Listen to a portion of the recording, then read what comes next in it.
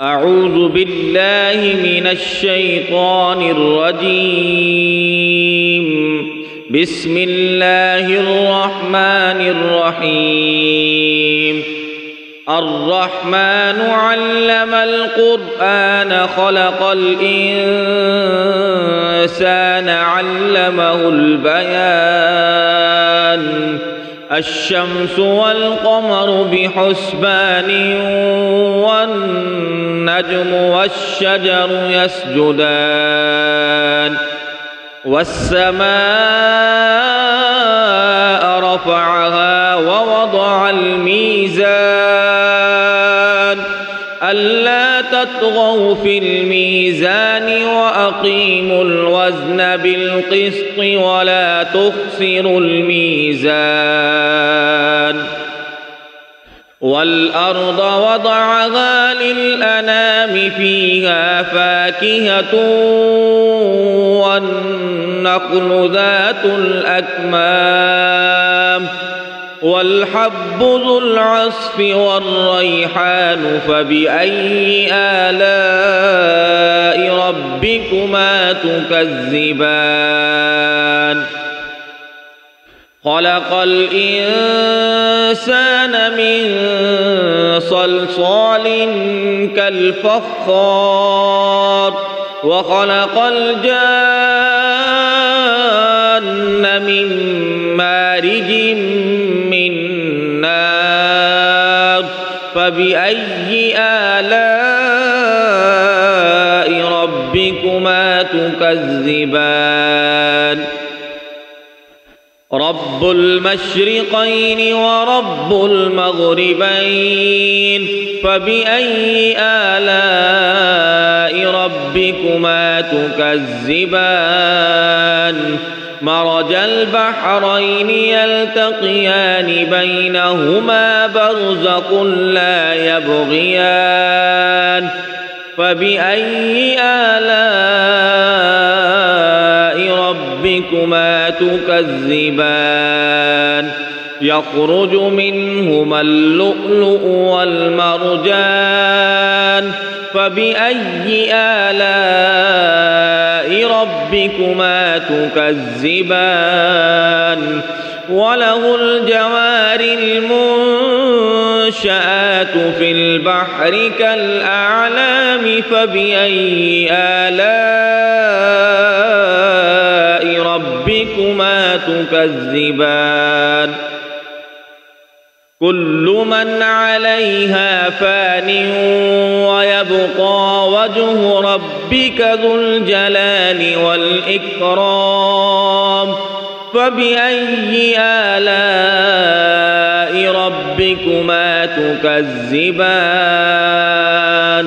يسأله من في السماوات والأرض كل يوم هو في شأن فبأي آلاء ربكما تكذبان. سنفرغ لكم أيها الثقلان فبأي آلاء ربكما تكذبان. يا معشر الجن والإنس إن استطعتم أن تنفذوا من أقطار السماوات والأرض فانفذوا لا تنفذون إلا بسلطان فبأي آلاء ربكما تكذبان. يرسل عليكما شواظ من نار ونحاس فلا تنتصران فبأي آلاء ربكما تكذبان. فإذا انشقت السماء فكانت وردة كالدهان فبأي آلاء ربكما تكذبان فيومئذ لا يسأل عن ذنبه إنس ولا جان فبأي آلاء ربكما تكذبان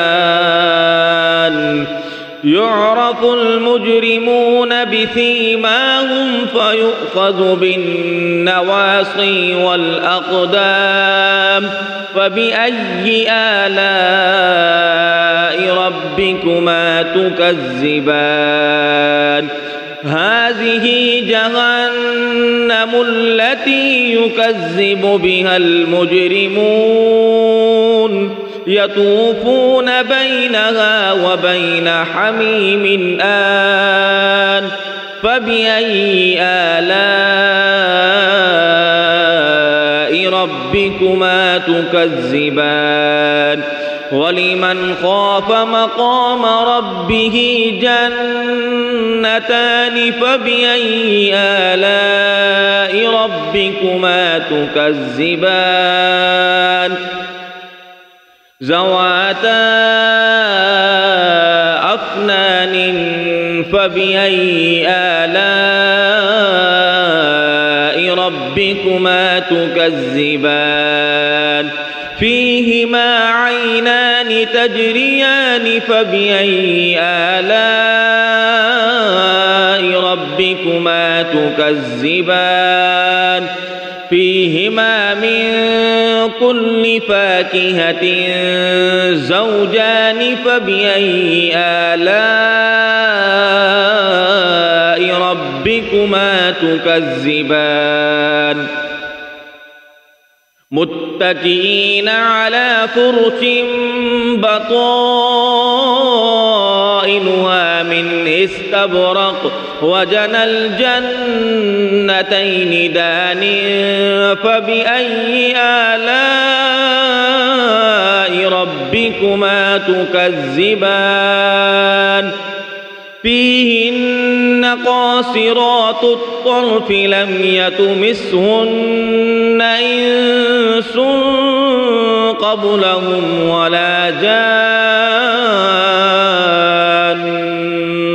فبأي آلاء ربكما تكذبان كأنهن الياقوت والمرجان فبأي آلاء ربكما تكذبان هل جزاء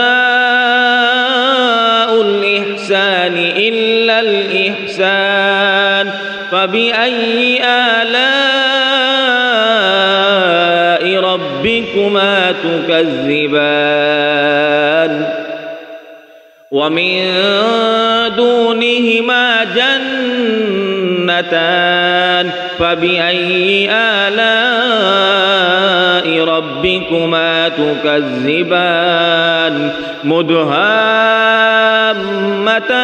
فبأي آلاء ربكما تكذبان فيهما عينان نضاختان فبأي آلاء ربكما تكذبان فيهما فاكهة ونخل ورمان فبأي آلاء ربكما تكذبان فيهن خيرات حسان فبأي آلاء ربكما تكذبان حور مقصورات في الخيام فبأي آلاء ربكما تكذبان